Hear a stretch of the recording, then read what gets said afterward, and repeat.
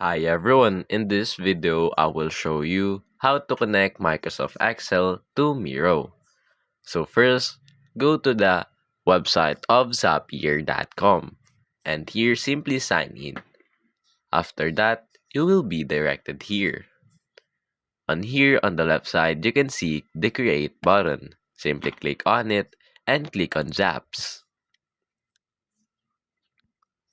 Now here on the trigger, simply click on it and search up Excel.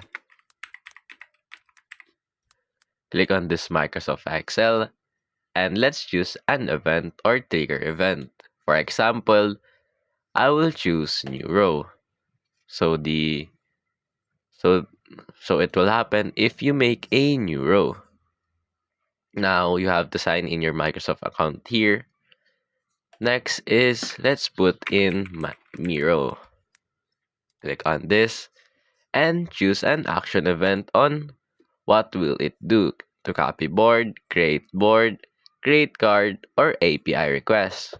For example, create board. Now, you have to sign into your Miro account here also in order to do this. After you sign into both accounts, simply click on this publish button and that's basically it.